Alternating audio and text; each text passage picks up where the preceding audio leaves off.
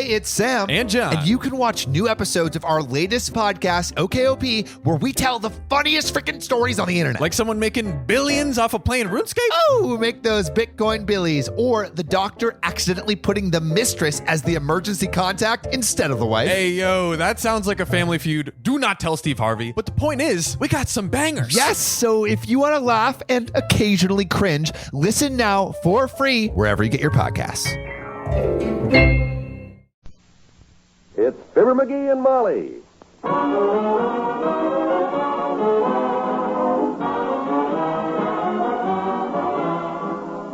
Every weekday at this time, NBC brings you the Fibber, McGee, and Molly program. Transcribed, written by Phil Leslie, and directed by Max Hutto.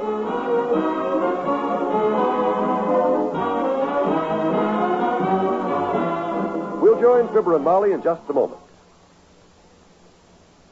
For a long time, farmers, professional people, and self-employed folks had their own systems for saving money regularly. Everything worked fine until a payment was missed. Then another. Finally, complete neglect. The end of their system. The end of saving. Then came the bond-a-month plan, the easy, automatic way to buy United States savings bonds. No chance of neglect in this system. Your bank handles all the details. You simply fill out an authorization card. Then, each month, your bank transfers funds from your checking account, buys a savings bond in your name, delivers it to you. You get a bond a month every month like clockwork. That's the sure way to save money systematically. And when your bonds mature in less than 10 years, look at the nest egg you'll have. $4 for every $3 you put in. Regular saving is effective saving. Invest in United States savings bonds through the bond-a-month plan.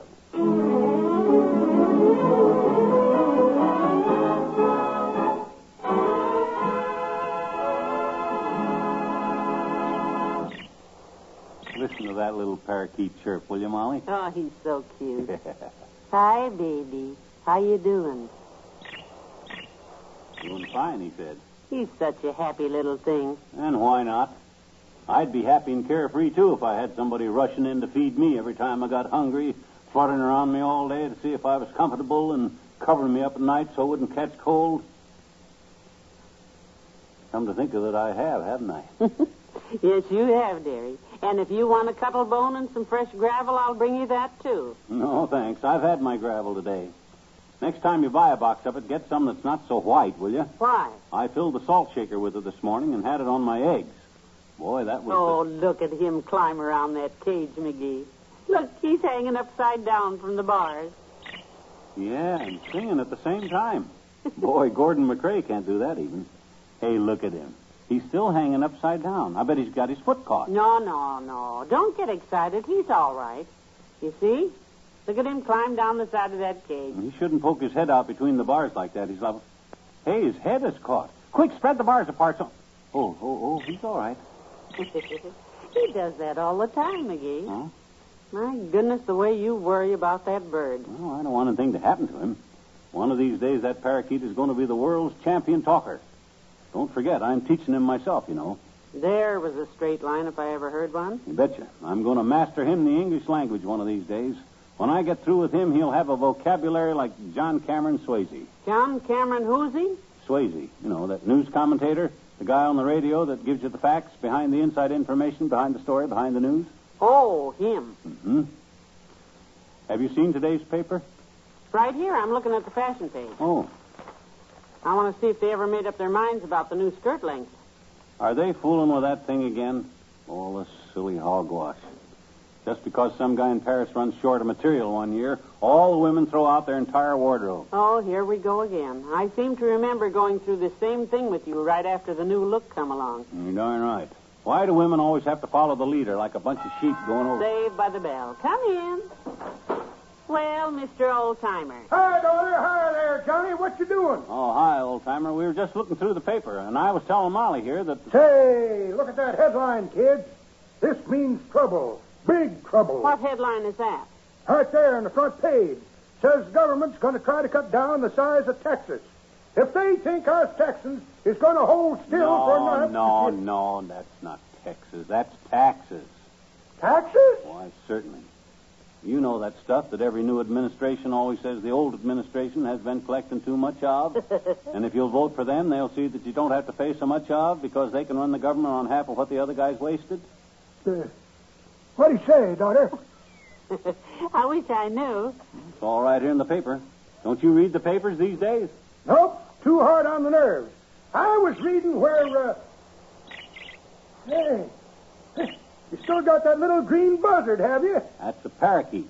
You want to hear him talk, old-timer? Not especially, son. Why? Listen to him. Here, Buster, talk to the old-timer. Hi, old-timer. Hi, old-timer. Hi, Johnny. I was just passing by. I thought I'd come in and say... Trying to get the bird to talk for you. Come on, Buster, talk to him. That little fella reminds me of my girlfriend, Bessie, son. Only just the opposite. What you mean? You can't get him to talk, and I can't get Bessie to shut up. She has her mouth open so much I forget what her face looks like.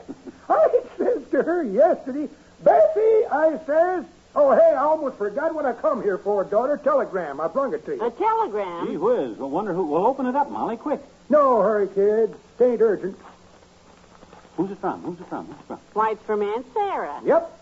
Ah, that skin-fisted old tight flint. What does she want? Let me see. Just bought a new house. She wants me to come visit her. For a few days. And bring you. Let her know when you're coming.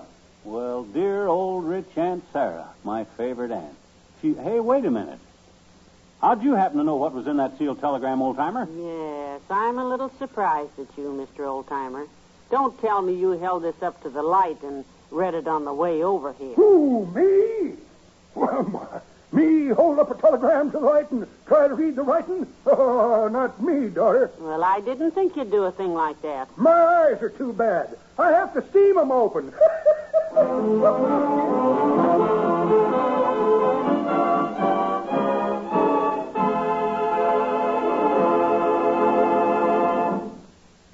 Back to Wistful Vista in a minute. Mark Twain used to say, everybody talks about the weather, but nobody does anything about it. We might add, everybody talks about the bad conditions in our schools, but nobody does anything about it. But no, that wouldn't be quite fair. Today, good citizens all over the country are working to improve our schools. It's true that in many communities, schools are outmoded, run down, and overcrowded. But in most of those communities, intelligent, responsible citizens are joining together to improve conditions. If you'd like to do your part, join and work with local civic organizations that are trying to make educational conditions better. If you'd like to know what other communities are doing to improve their schools, just write the National Citizens Commission for Public Schools, 2 West 45th Street, New York 36. That's National Citizens Commission for Public Schools, 2 West 45th Street, New York 36. Remember, better schools build a stronger America.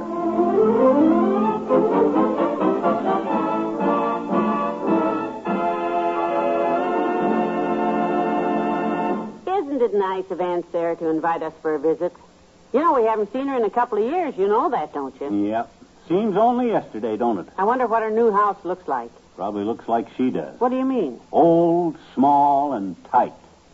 Oh, it won't be small, I promise you that. Aunt Sarah likes a big house, you know. Her old mansion has always been a show place. Yeah, well, she probably sold that place on account of because she needed another $500,000 to balance the south end of her mattress. The other end is Oh, McGee, now, you know Aunt Sarah doesn't keep her money in her mattress. She keeps money every place. She's the only person I know who ever deposited a branch of the Chase National Bank into her personal account at the City Trust Company. Oh, she took all her money out of the city trust. Says she doesn't trust the city. She doesn't trust anybody. She don't even trust me. And she's so right.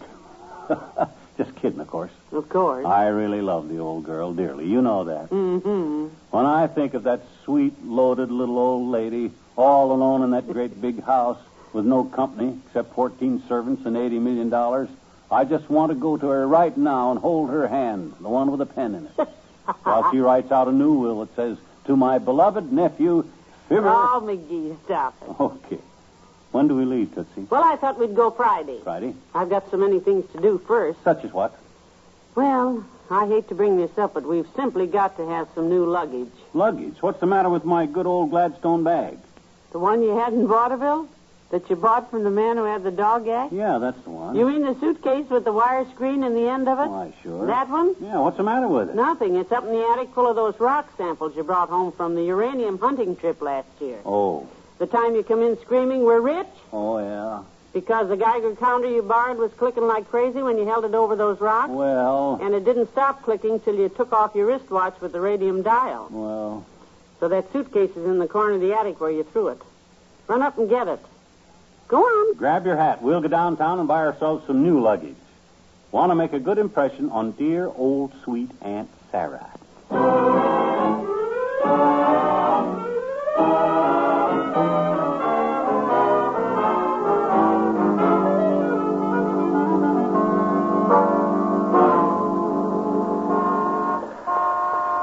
My, what a nice-looking shop. Yeah, they just been open a couple of weeks. Brand new. Well, let's go in. Boy, they sure got some good-looking bags here. Mm-hmm. I hope the prices aren't too high. Good afternoon, sir and madam. How do you do, sir? Hi, Bud. I'd like to look at some luggage. You came to the right place, sir. Well, I figured the right place to buy luggage was a luggage shop.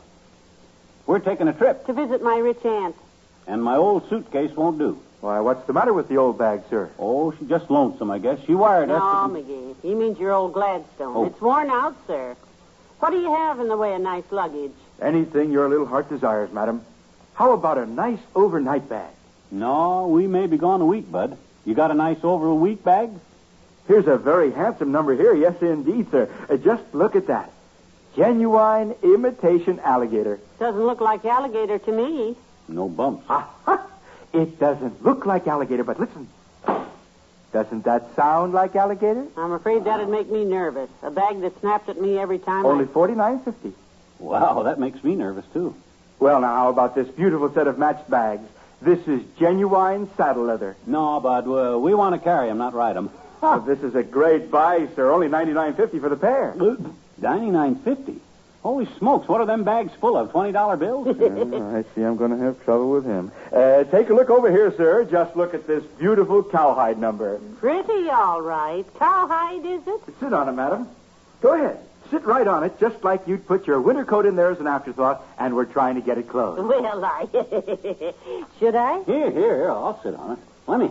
That's it. Sit right down, sir, and... Heavenly days. Get up out of there, McGee. My gosh. Real cowhide, huh? Not only that, sir, but this bag comes with a 10-gallon hat and a pair of spurs. Oh. We brand your initials on the side of it, and I guarantee, sir, you'll be mistaken for a visiting cattleman any place you go. Except, of course, in cattle country. Boy, that ought to impress people, Molly. Well, how much, Bud? Only $150, sir, including the hat and spurs. Oh, what he said. We just sold Dr. George Gamble a set like this yesterday. He didn't take the hat, although... What was that? Doc Gamble bought bags like this? He going someplace? No, he just saw them and liked them, sir. Son, you just solved our luggage problem. Good. Shall I deliver them, sir? Oh, no. Just keep them. We'll borrow good old Doc's. Come on, Molly. We'll go right home and call him.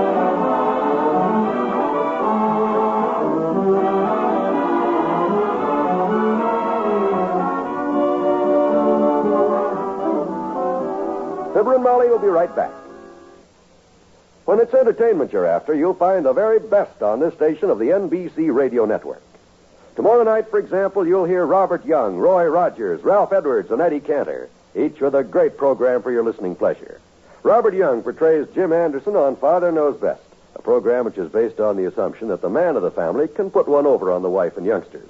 Of course, it all adds up to laugh-filled entertainment that'll surely amuse you and your whole family. Hear Father Knows Best tomorrow. The same night, you can enjoy the zany stunts on Truth or Consequences with Ralph Edwards. When Ralph sends a contestant off on a consequence, it usually ends up as one of radio's funniest stunts.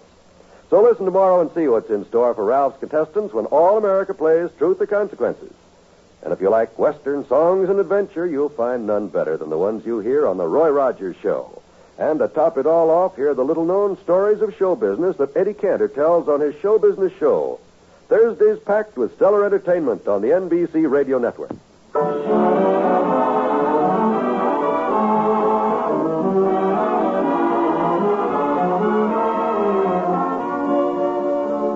Did you talk to Dr. Gamble, McGee, and what'd he say? Well, we got cut off. I'll try him again tomorrow. Oh. Good night. Good night, all.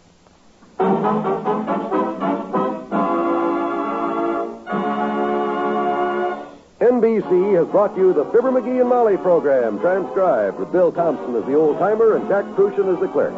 This is John Wald inviting you to be with us again tomorrow night for another visit with Fibber, McGee, and Molly.